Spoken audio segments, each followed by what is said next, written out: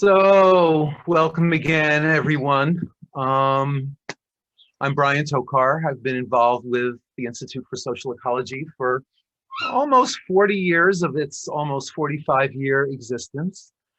And, excuse me, mentioned to folks who got on earlier that I've been fending off a migraine this morning, but I think I'll be okay. Let me just make one adjustment here.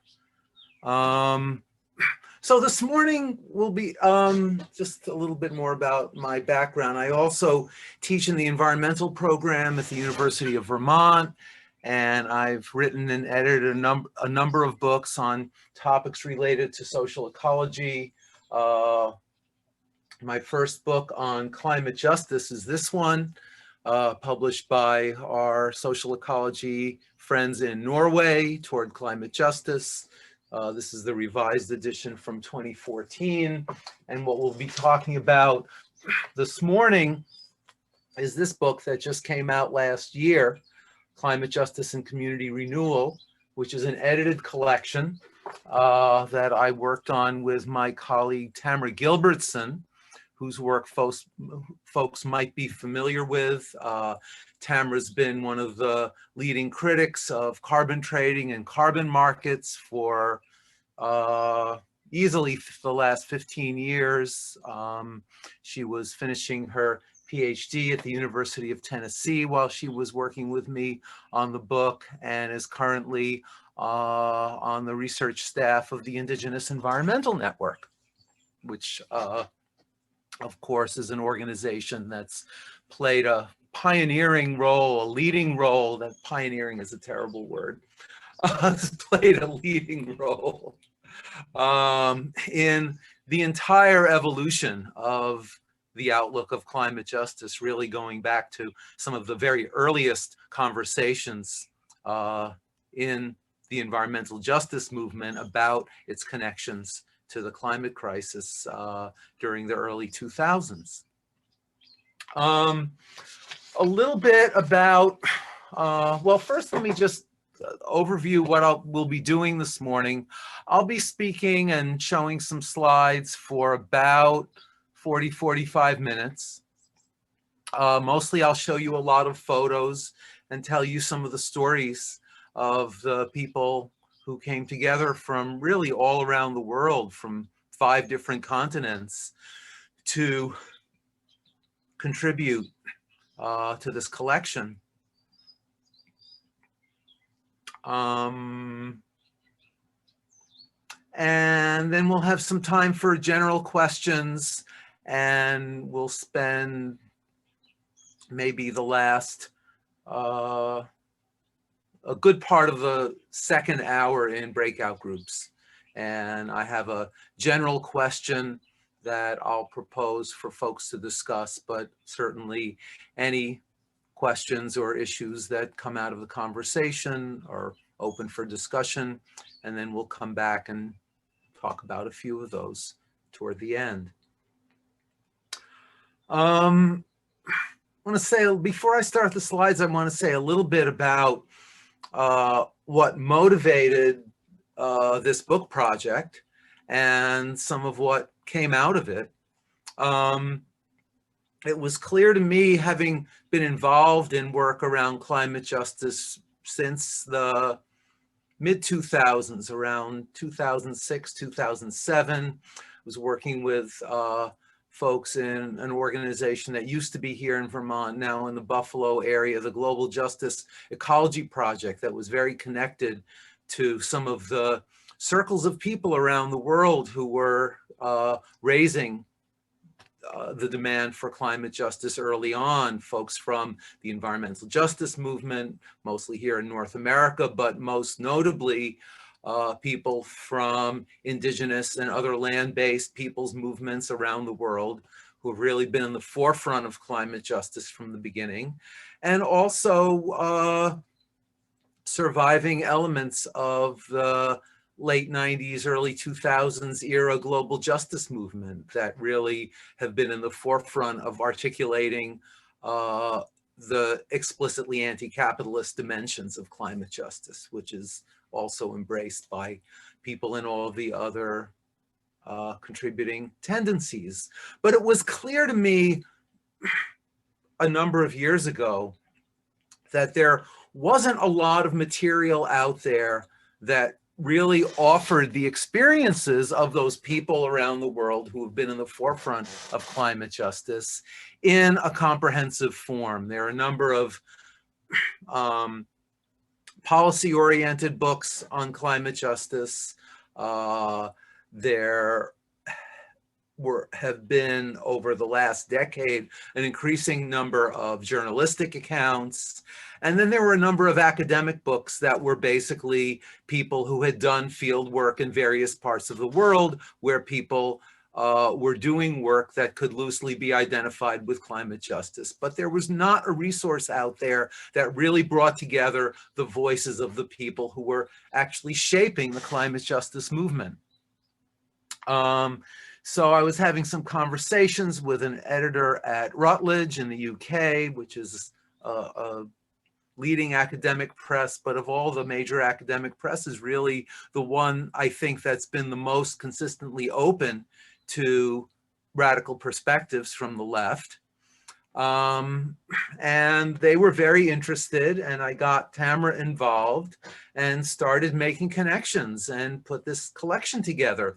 The other central motivation, of course, was has been an important theme in social ecology, going back to some of Murray Bookchin's earliest popular writings in the mid-1960s, of the fundamental link between the oppositional and reconstructive dimensions of the ecology movement.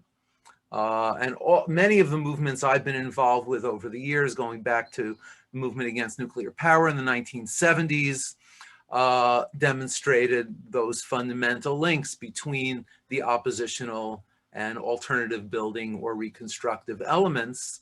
And I think that understanding has been implicit in climate justice from the beginning, but there really wasn't any comprehensive resource out there addressing those links either. So those are some of the things that we set out to accomplish back 3 or 4 years ago. The book came out at the height of the COVID lockdown last April. For a few weeks, it was even difficult for people to get a hold of copies, but it slowly started to get out there. We did a series of panel discussions last summer with folks at a popular education organization called the People's Hub that people can find online. Those sessions featured almost all of the contributors to the book, so you can hear their perspective directly in their words. If you go to the People's Hub YouTube channel, we also did a pair of panels at a conference, an online conference hosted by folks at the University of California at Santa Barbara on COVID and climate justice. That happened last fall, so that's another place. And I can try to pull some of those links together for you, so you can see some of the presentations by the people who directly contributed to the book. 3 tangible things that we accomplished. The first is we managed to collect 15 contributed chapters from all around the world, original accounts of climate justice organizing and community renewal efforts from people on 5 different continents around the world. There are a number of recurring themes throughout the book. One is the response to various capitalist false solutions to the climate crisis, which I'm sure you all know there have been many of, and they continue to spread and they continue to be promoted by apologists for the system or people who believe that they're doing what's most politically realistic and that it's just not realistic to push our demands much further than what mainstream interests and corporate interests in the US and other countries are willing to support. and also a focus on the limits of international climate diplomacy. And I won't say a lot about that in this session, but I'm certainly happy to answer any questions. And then finally, really highlighting a number of reconstructive outlooks and projects informed by climate justice, and in a few cases, 3 chapters in particular, people who also have roots in the ideas of social ecology. There are 3 contributors who come directly from our extended social ecology circles, and I'll have a little bit more to say about that as we go.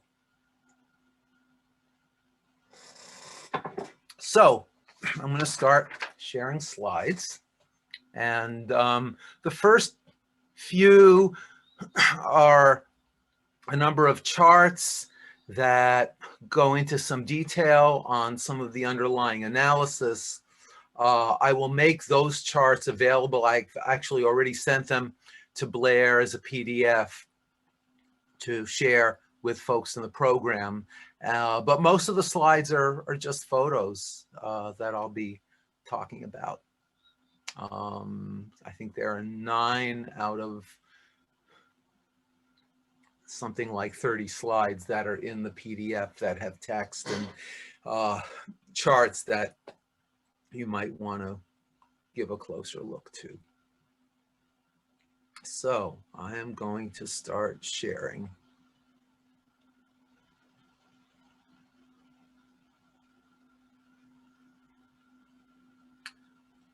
And I'm just going to adjust a couple more things on my screen to make it easier.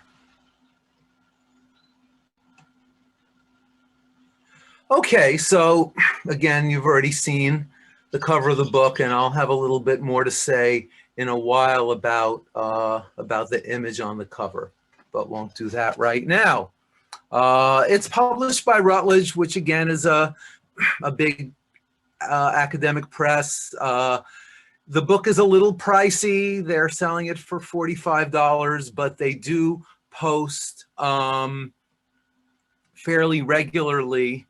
And I'm still getting waiting room notices. I hope the other hosts are able to deal with those. Thank you. They do have discount offers that they make available every once in a while. They offer discounts in the 20 to 30% range on their titles. So it is possible to get it at a lower price at various times. And I'll post a link to the book again at the end of the session.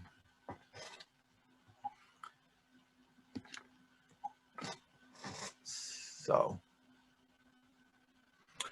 of course, the core message of climate justice that's, again, evolved through various channels and various movements over the last 20 years is that those people in the world who consistently contribute the least to excess emissions of carbon dioxide and other greenhouse gases. Here it says will be most impacted, but of course we know that marginalized peoples around the world have consistently been the most impacted by climate change now over a span of many decades. And one of the charts in just a minute will help illustrate that. And this is from a study from some researchers at McGill University, not far from here in Montreal, about 10 years ago, where they compared per capita emissions on the top map with a number of demographic variables that they pulled together to develop an estimate of people's vulnerability to climate change. And there's almost an inverse relationship between the red and blue areas on the top map compared to the bottom map. The one place that happens to be red on both maps, you might notice, is Saudi Arabia, which is, of course, a country with that's highly vulnerable because of its geographic location, but is also a major contributor because it's, of course, the world's leading producer of oil and has been for a very long time. we know that there has been a rapid increase in the number of extreme weather events experienced really in every region of the world over the last several decades. This chart shows a threefold increase from the 1980s to the late 20-teens. In many of my climate presentations, I have typically begun with images of various disasters. Now there are so many of them, they happen so frequently in every part of the world that I think we all have those images kind of ingrained in our consciousness at this point. But the trends are overwhelming, but the impacts of these events remain highly disproportionate in different parts of the world. Also, there's the whole discussion of climate attribution. To what extent can we actually measure the contribution of long-range climate changes to specific weather events? And the media, at least here in the US, continues to say, oh, we really can't determine how much a particular weather event is a consequence of climate changes. But actually the science to do that, to make those estimates, has evolved very rapidly over the last 10 years. And now, within a few weeks of a major event, scientists are able to say, at least percentage-wise and probability-wise, the likelihood of particular events having happened without the contribution of long-range climate changes. And there's often a huge discrepancy there. This is one chart that actually goes back to the mid-2000s, the UN Human Development Report, showing how the disproportionate impacts were notable and measurable as far back as the 1980s. So whereas here in the global north, the increased incidence of extreme weather events is relatively recent phenomenon. People in much of the global south have been experiencing this for quite a long time. We see on the left the rate of increase in so-called developing countries being much higher. And we see on the right the huge disproportion in impacts, going back to the 1980s and then comparing it to the early 2000s, when in wealthy countries, 1 in 1,500 people were affected by some kind of natural disaster, whereas in the so-called developing countries in the global south, it was already 1 out of every 19 people, and this was 20 years ago. And of course, these trends continue to accelerate. So it's not a new phenomenon. The awareness of it has certainly grown in recent years. One of the difficulties there are many difficulties with the current paradigm of climate diplomacy. One of the main one is that it's based on countries making voluntary pledges to reduce their emissions. And in my earlier book, I went into a lot of detail on the evolution of that. Certainly the role of the Obama administration, starting around 2009 and bringing this approach to climate diplomacy. We know that if we add up the pledges that countries have made since the Paris meeting in 2015, they bring us to a catastrophic scenario of between 2.5 and 3.5 degrees of average warming around the world. And of course, we know that there are particular places around the world that are much more highly impacted than the average. But this country by country accounting, while it reveals some important things, it also hides one of the central facts of the climate crisis, which is that the wealthiest people in the world, whether they live here in the US or Europe, or whether they live in the global south, have an even more disproportionate impact on the climate crisis. This is a chart from Oxfam. They've been tracking this for many years now.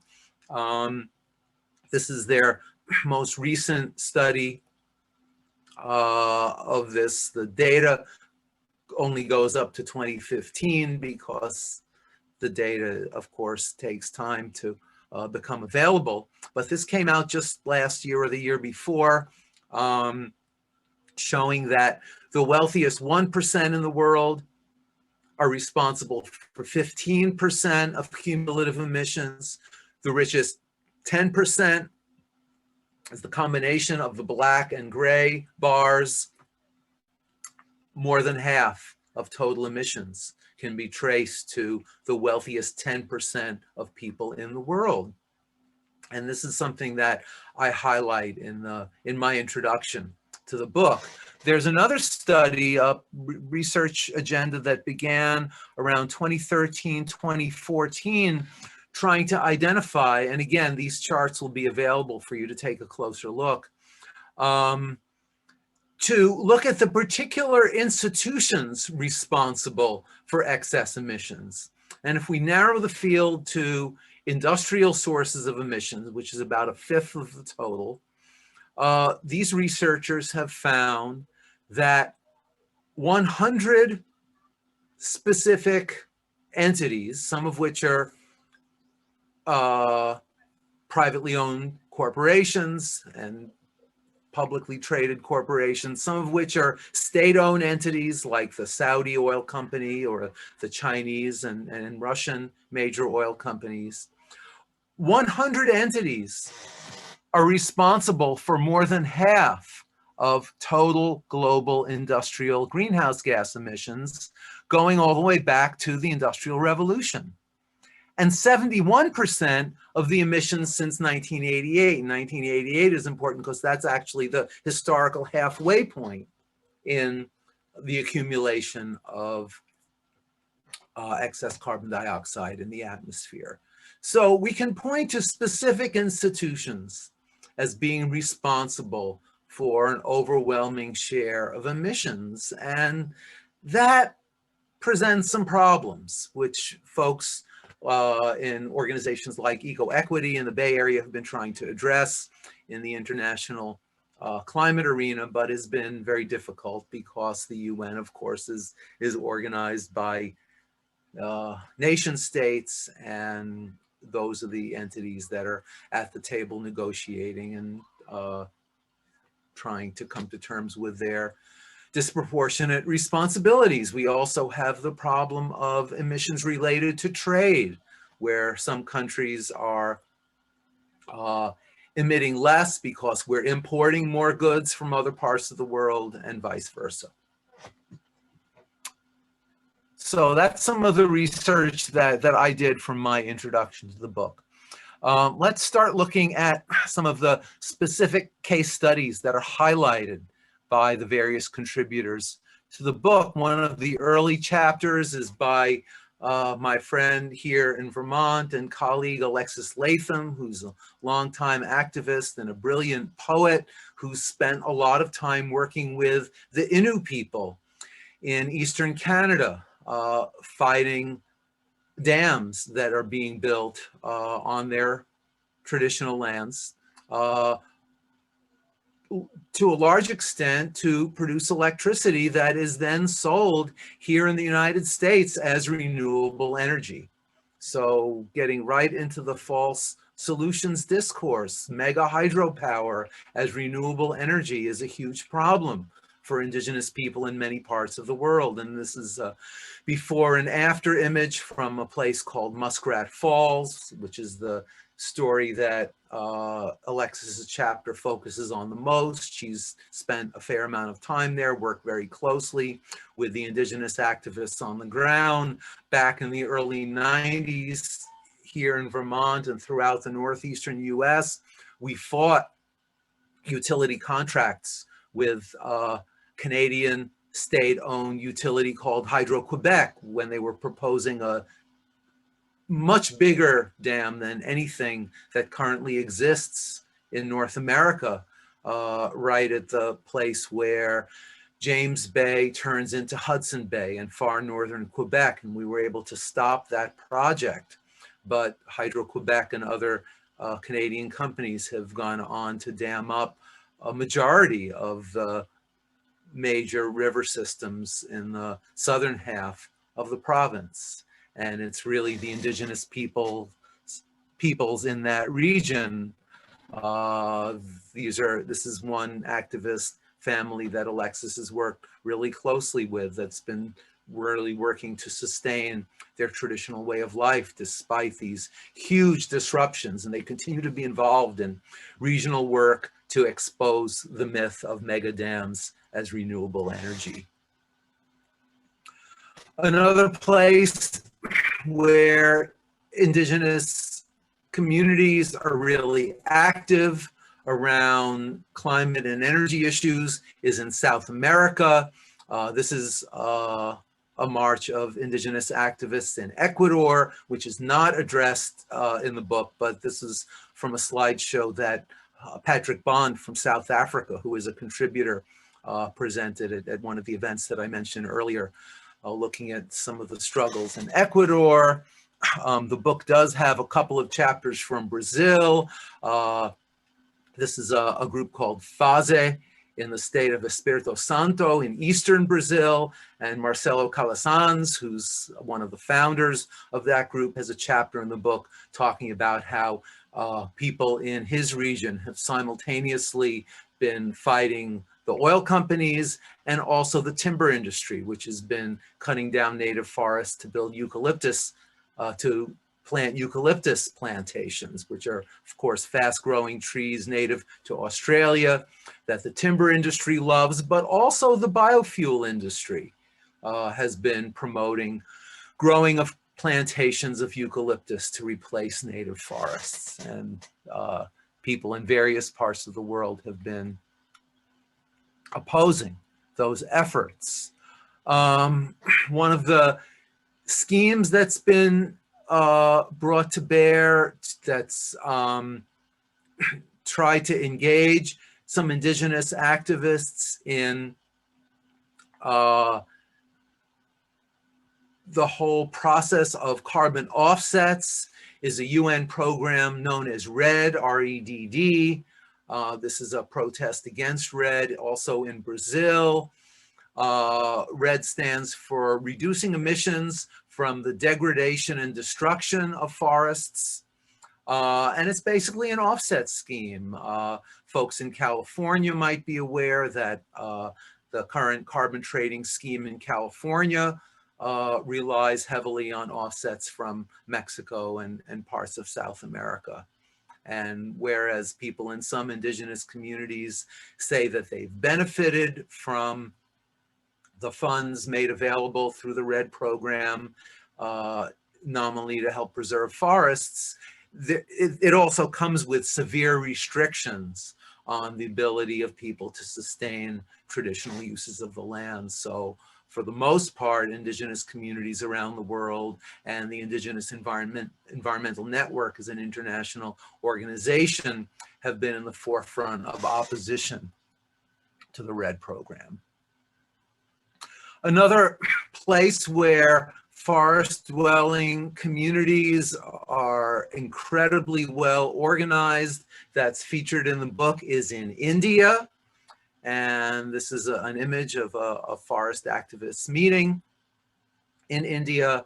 Sumitra Ghosh, who's the author of that chapter, is an independent researcher and activist in West Bengal. He's traveled all over India. He's also very active with an organization called the World Rainforest Movement that I highly recommend. It's a brilliant source of, again, on the ground, firsthand accounts of various struggles, mostly in Latin America, but also in other parts of the world. They have correspondents in Africa, in India, etc. The forest movements in India very much look back to the legacy of the Chipko movement that people might be familiar with. Some of Vandana Shiva's earliest writings that were published internationally chronicled this movement of Indigenous women in northern India, who gathered around trees and hugged the trees, which is the loose translation of chipko, in order to protect them from logging. And as a result of the decades-long legacy of this movement, India passed something called the Forest Rights Act in 2006 that attempts to give people in forest-dependent communities some rights to determine their future. But as Sumitra points out in his chapter, there are way too many exceptions and way too many loopholes for the timber companies. And in the conclusion of his chapter, here's some of what he says. He tells us about how the movements that he's described in his chapter asserted people's sovereignty over forests and pronounced opposition to state control by moving away from statist interpretations of various laws he describes, like the one I just mentioned. These are laws that are nominally aimed to empower forest peoples, but especially under the current right-wing Hindu nationalist regime of Narendra Modi, concessions to corporate interests are rampant all over the country. So they're trying to push against the statist interpretations of these laws that were nominally aimed to protect them. And secondly, by posing the institution of the Gram Sabha, the traditional village assembly, as the supreme governing authority in these areas of the country. He goes on to say that by defending as well as creating non-state and anti-capitalist struggle spaces, these new movements in Indian forests represent a rupture in the status quo, and it remains to be seen, especially under the current conditions in India, which is of course now one of the epicenters, along with South America, of this current wave of the COVID pandemic. The situation is very uncertain. Of course, we saw the tremendous uprising of Indian farmers a few months ago that got significantly disrupted by necessary COVID-related restrictions. And India continues to be a really important center of social movement activity that's often not closely followed even by the left press here in the US. There's a chapter on Pacific Islanders and their resistance, their response to, of course, rising sea levels, which are contributing to making many island nations increasingly uninhabitable. And there have been important struggles in the Maldives, in the Indian Ocean, in the Marshall Islands, in the Pacific, in Hawaii, and many other places highlighting these issues. This is actually a demonstration in downtown San Francisco a few years ago by people of Pacific Island heritage. And this is, of course, the image that we chose for the cover of the book. I learned through this chapter and some of the sources that are cited that there's a huge cultural revival movement among Pacific Island people. During the colonial era, people were pressured and really conditioned to view their island nations as very isolated, remote, and disconnected places. But in the last couple of decades, there's been a revival of kind of a broader Pacific Island consciousness where people view the entire Pacific as their home, are relearning the history, the long history of close connections among many of those islands, and really developing a solidarity movement that's region-wide. That also highlights the ways in which people are fighting rather than drowning. Scott Parkin, who some of you may be familiar with, has a chapter in the book. He's an organizer with the Rainforest Action Network and Rising Tide North America.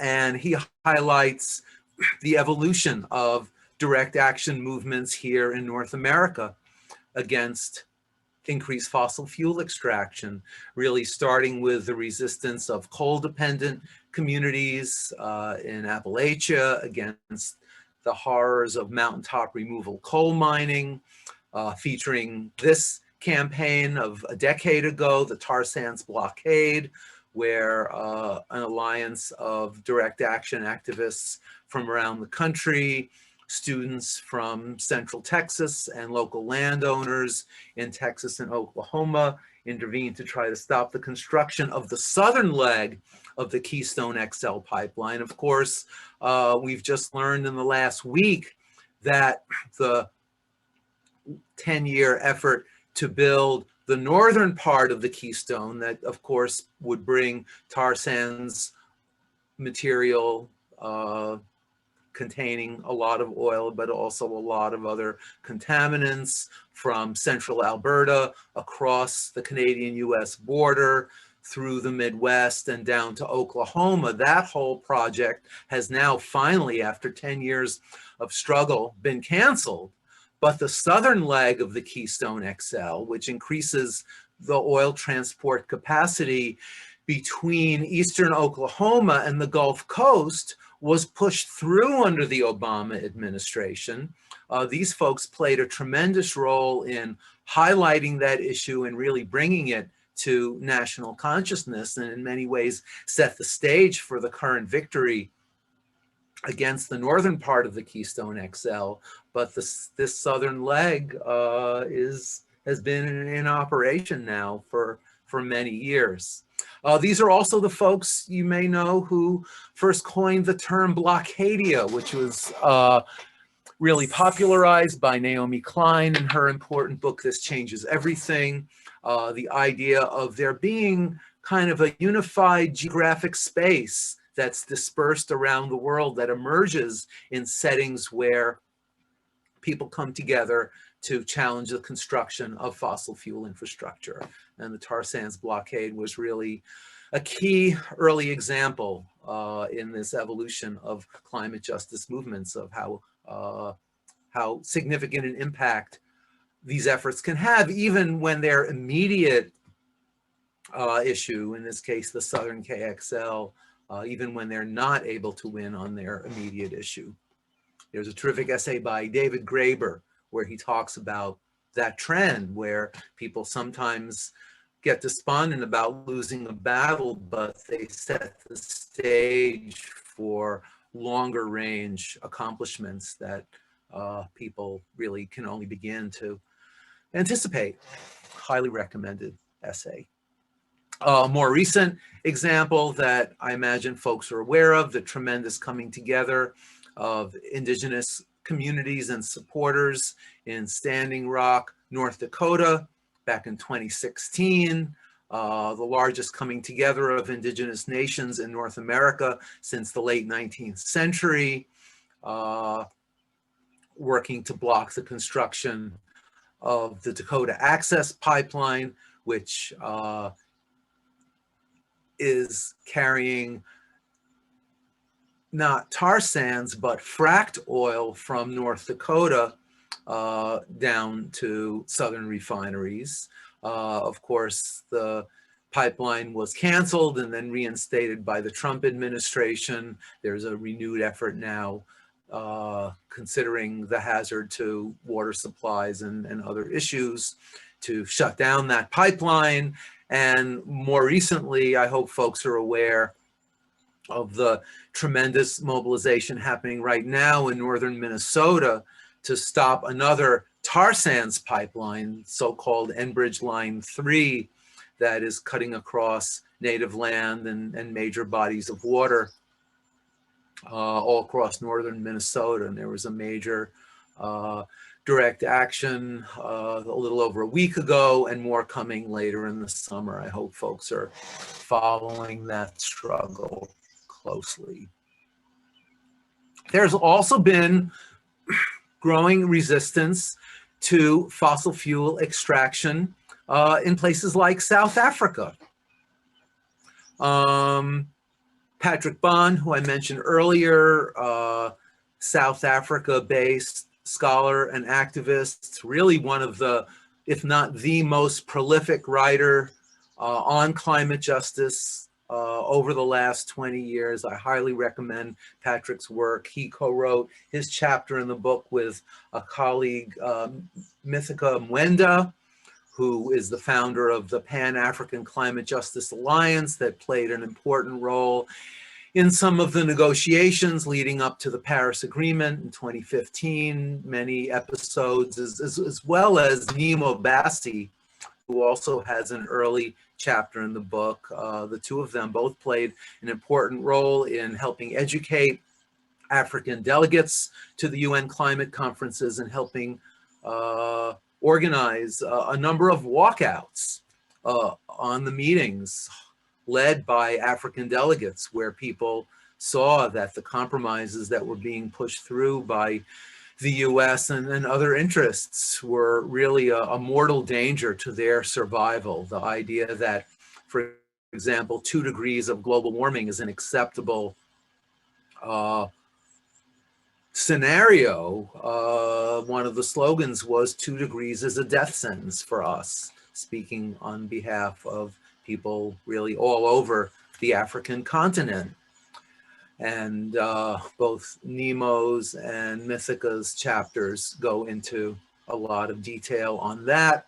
Patrick Bond's part of the chapter that he and Mythica Mwenda wrote addresses the movement in South Africa. And of course, South Africa continues to be one of the most unequal places in the world. Huge discrepancies in wealth and consumption on a per capita basis. South Africa has one of the highest per capita rates of carbon emissions, and that's partly because their electrical supply is still heavily coal dependent. South Africa rather, is still a very significant coal mining region. And people in those coal-dependent regions have been doing some important organizing here. This is a demonstration in Durban, focused on oil exploration and oil exports. Here's an anti-coal action by some people in one of the highly coal-dependent regions of South Africa. But as Patrick points out in his chapter, there are some serious political problems that have gotten in the way of the paradigm of climate justice really taking hold in South Africa. One of the main ones is that the Coal Miners Union has historically been one of the most active and most militant unions in South Africa, going back to the early anti-apartheid struggles. And whereas people who live close to coal mining regions understand that their lives are continually endangered by the immediate impacts as well as the longer range climate impacts, that union has actually intervened to slow the process of transitioning South Africa away from coal. So Patrick gets into some of the particulars of how that issue has played, how those debates have played out over the years in South Africa.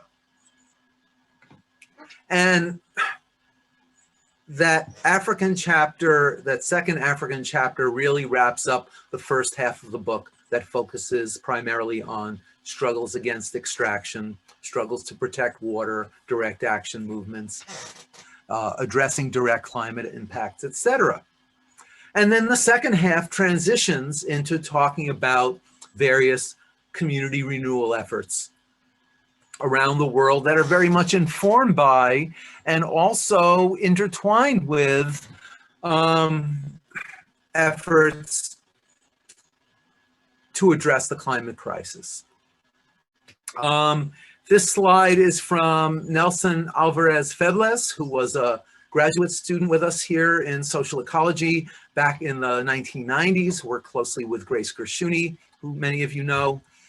And Nelson and his colleague, Georges Felix, addresses the role of agroecology, not just in Puerto Rico in general, where they've both been very active, both in Puerto Rico and internationally over a couple of decades. They've both worked extensively and also in South America, in various European countries.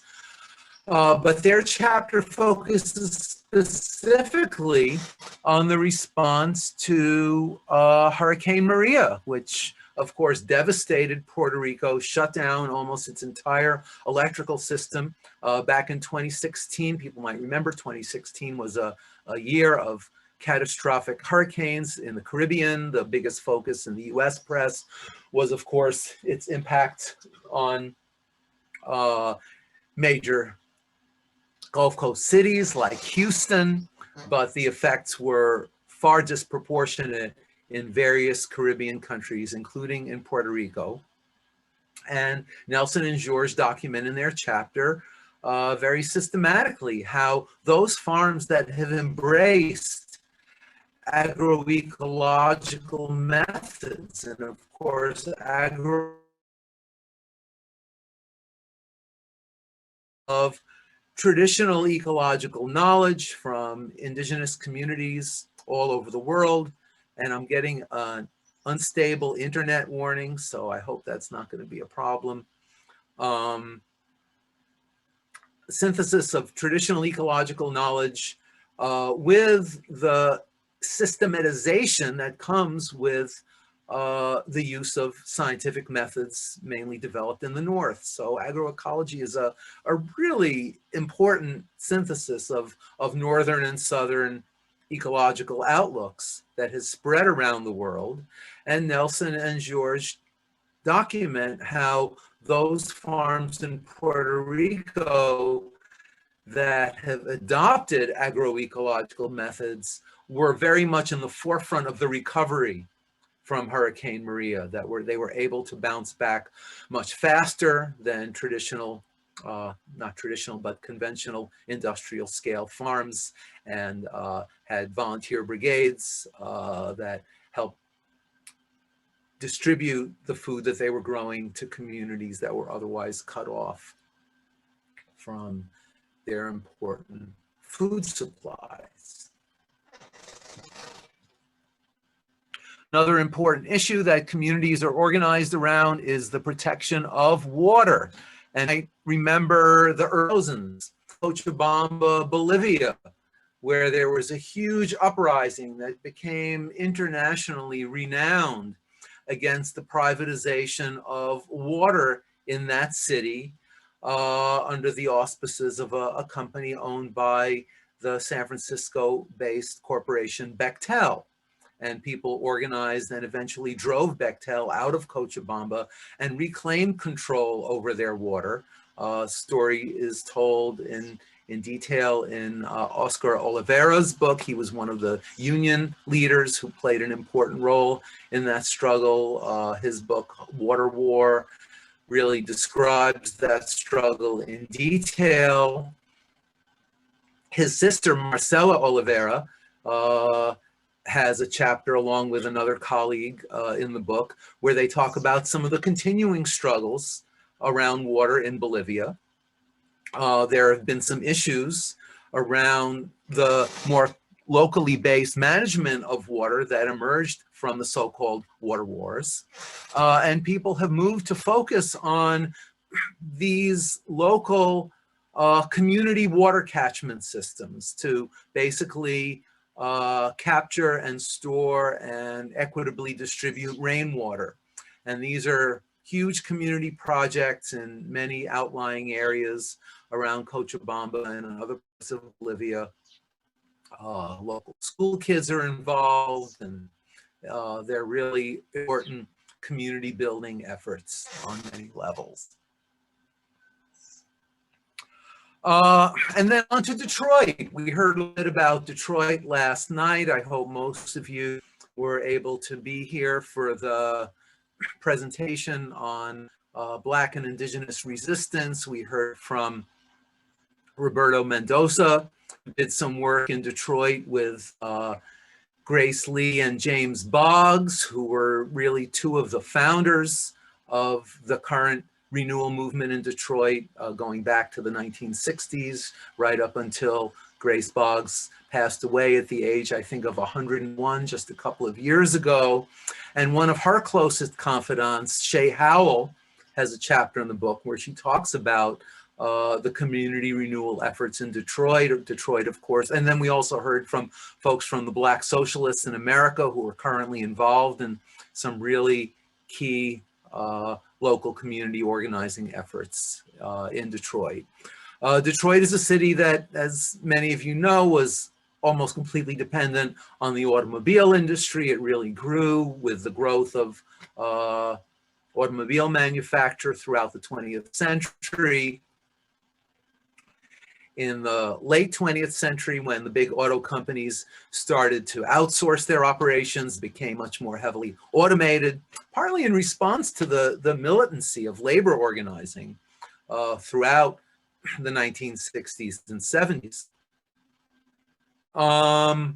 Detroit lost something like half its population in a matter of decades. Huge areas were abandoned, and people moved in to take over some of that abandoned land and use it to serve the community, most notably by building these incredible community gardens and community farms. And here's one example. Here's one in a neighborhood when we were in Detroit for the Symbiosis Congress in the fall of 2019. We had a tour, the next actually from that tour, but we saw how in many residential neighborhoods there were empty lots that had been turned to trees and grasslands or to productive farms, specifically to feed the neighborhood under the control of people in the neighborhood. And these are happening on many different scales in different parts of the city. And if you were at the Symbiosis Congress, you might remember this tour conducted by Rich Feldman, who's another person who worked closely with the Boggses from the 1960s on. And the day before the main part of the Congress began, we got to tour some of the important sites in Detroit, including this garden on the site of an abandoned large industrial building. So some of the lessons of that movement in Detroit are really crucial, I think, for people involved in community renewal on all levels. And we heard from Taj and Greg from the Black socialists about the important role of ideas from social ecology and horizontalist movements around the world in shaping the agenda of current organizing efforts. In Detroit, people in Detroit are also fighting for the integrity of their water supply. And when the city privatized water, people were facing shutoffs of their water, and there was a huge movement of people to pressure City Hall to stop those shutoffs.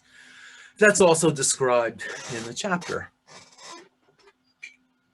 Really getting to the end of the book now, and I'll end with some overall comments before we get into questions and discussion.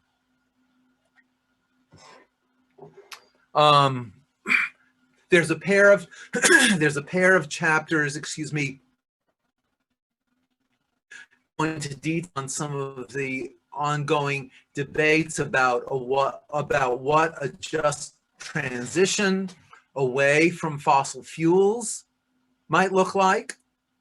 Of course, the language of just transition has become increasingly part of the mainstream dialogue, especially with the spread of various Green New Deal proposals in Congress and other places. The just transition idea, of course, goes back to some of the earliest collaborations in the 1980s and 90s between progressive elements of organized labor and people from the environmental justice movement, really trying to figure out ways that people in communities most impacted by, in those years, the focus was on toxic chemical industries, but certainly applicable to fossil fuels as well, which are really very much the same company, the same product in many cases. Trying to figure out how people in those communities could develop bonds of solidarity with people working in those facilities. As the just transition discussion has become more mainstream, some of its radical edge is in danger of being lost. And the two chapters in the book, one by Tom Goldtooth, the founder of the Indigenous Environmental Network, and one by an ecofeminist activist scholar in Toronto named Taryn Giacomini. She was a student of Teresa Turner, who many of you know, in Toronto originally. Looking at how Indigenous and feminist perspectives help us get beyond the limits of some of the more mainstream discussions of just transition, which unfortunately tend to accept capitalist growth as a norm rather than continuing to challenge it, as Indigenous and feminist activists do. Taryn also really points out that much of the current just transition discourse really focuses only on the needs of waged workers in industrial capitalism and sometimes overlooks the care workers and others who aren't directly part of that system, and argues for a much more holistic understanding of what a just transition can mean. The last couple of chapters before the conclusion focus in on the creation of urban alternatives on many levels. Carl Ludwig Scheibel, who's a social ecologist who I first met through Murray and B. Bookchin in Burlington back in the 1980s, went on, he's been living in Italy for many years, and for many years was the head of the European Green Cities Alliance. So he's really been in the middle of trying to understand what are some of the most innovative efforts happening in various European cities. Some cities, this is Amsterdam, becoming increasingly reliant on bicycle transportation, as well as having vastly more developed public transportation systems than we can even imagine here in the US. Cities serious enough about getting people out of their cars that they're actually studying the proportion of trips that are made by bicycle and other non-fossil fueled means. The proliferation of gardens, this along a railway corridor on the outskirts of Paris. But on the planning level, Carl Ludwig points out that there are some serious problems. Excuse me. The take-home message of this map, the countries in brown are the ones that mandate that cities be engaged in developing a long-term climate plan. And some of them are doing it, some of them aren't doing it, some of them are looking at mitigation and adaptation together in a holistic way, others are doing it piecemeal.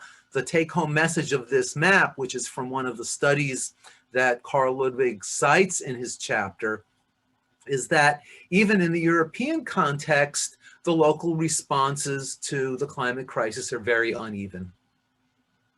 And that the cities that have fully embraced climate measures are really the ones where people have been able to demonstrate more immediate short-term benefits in addition to the long-range climate benefits of these kinds of policies. The chapter right before the conclusion is by our social ecology board member, Kelly Roach, also a founding member of Symbiosis, looking at various efforts in New York State and the northeastern US toward energy democracy. And this is, I think, the most inspiring of the case studies that she explores. We Act, the organization on the banner and that the people shown are representatives of, is one of the best established environmental justice, urban environmental justice organizations in the US. An acronym, West Harlem Environmental Action, the name of the organization. We Act for Environmental Justice is kind of their logo. And they were involved in developing this project on public housing in Harlem, historically predominantly Black neighborhood in northern Manhattan in New York City.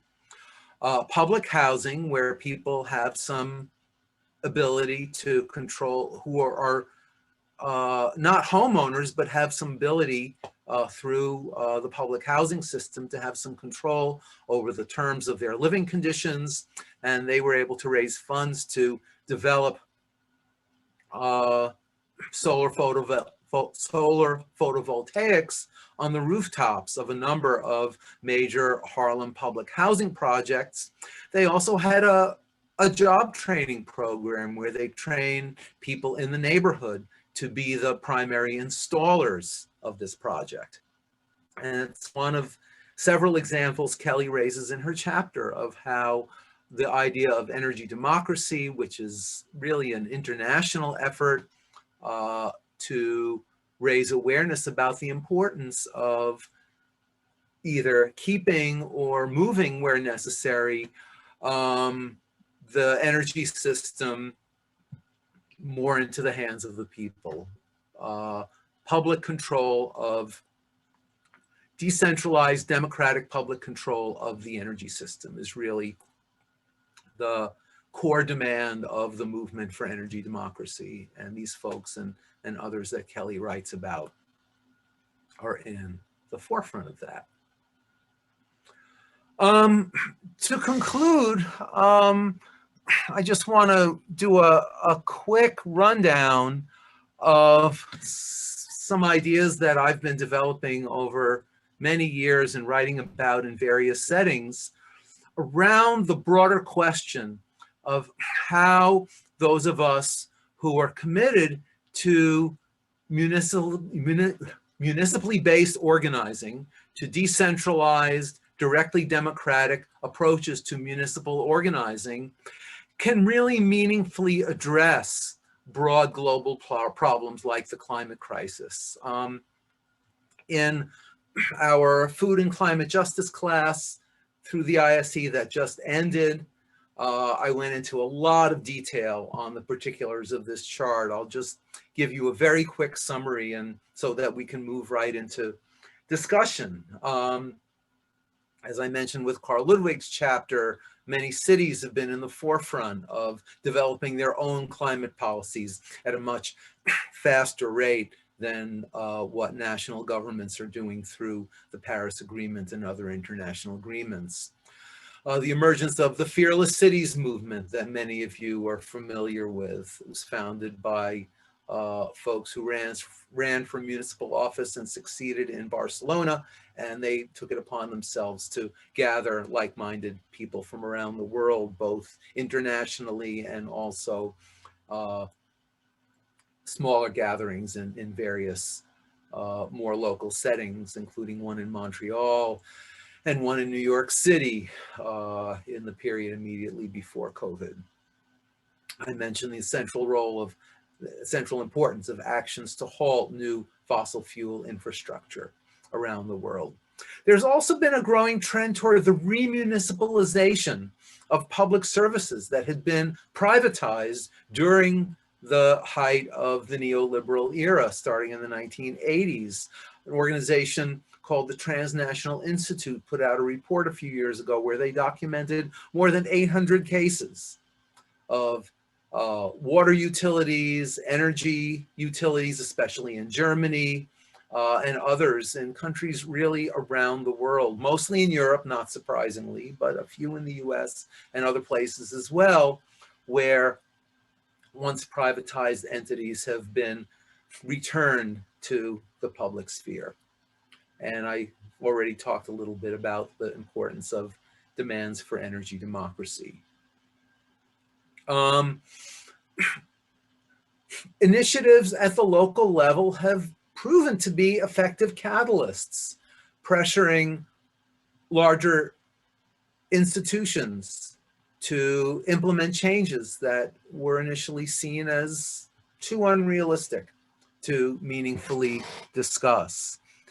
Here in the US, for example, the demand to increase the minimum wage to $15 an hour was for a long time just considered too radical a demand to take seriously.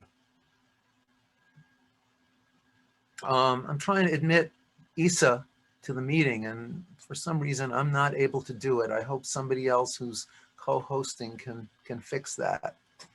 $15 an hour is not very high by international standards, but it was seen as impossible until folks initially in Seattle and then in other cities began to pass local ordinances, and now there's a national movement that's beginning to have some impact on the national discussion. Local communities engaging in providing sanctuary for threatened immigrants, another movement that has earlier roots in Central America solidarity movements of the 1980s, but has been significantly revived through the more recent wave of threats to immigrants. The implementation of renewable portfolio standards mandating that commercial utilities get a certain percentage of their electricity from renewable sources. Something that's spread across the country at the state level. Something like 35 states now have it, and there's finally a discussion of creating that standard on the national level. In the US, we often take our 1970s era environmental laws, the Clean Air Act, the Clean Water Act, et cetera, for granted, and people wonder why it was possible to pass those laws under the right-wing Republican administration of Richard Nixon back in 1970. Nixon never had anything remotely approaching an environmental awakening. He was a cynical, conniving, reactionary politician from beginning to end, but it was really pressure from below that changed the conversation in the late 1960s and early 70s, to the point where there were so many strict environmental measures, lawsuits against polluting industries, all around the country, that eventually the powers that be decided, really came to an agreement, it appears, that they would rather have a uniform set of environmental laws than continue to face increasingly stringent measures being imposed at the local level. And that was an important accomplishment, which I can say a lot more about, but I think it's really time to wrap up, move into discussion. Of course, throughout this extended weekend, we've been discussing many movements for municipal power, efforts to confederate movements from below, various dual power strategies. There have been many mentions of most of the alternatives mentioned here in the chart.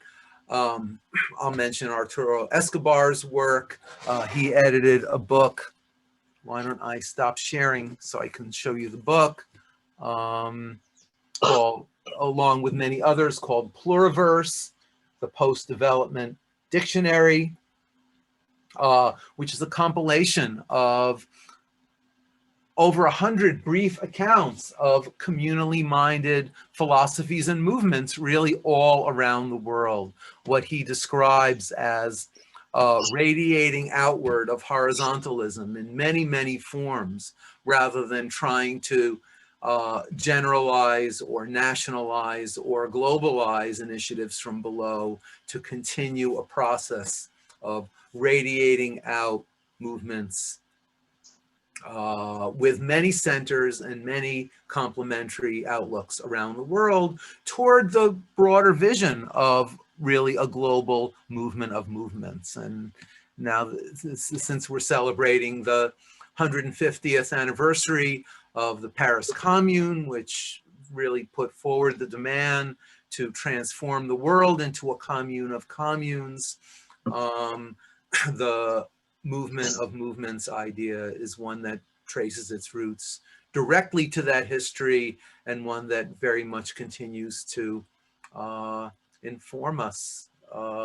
in social ecology and in various movements around the world today.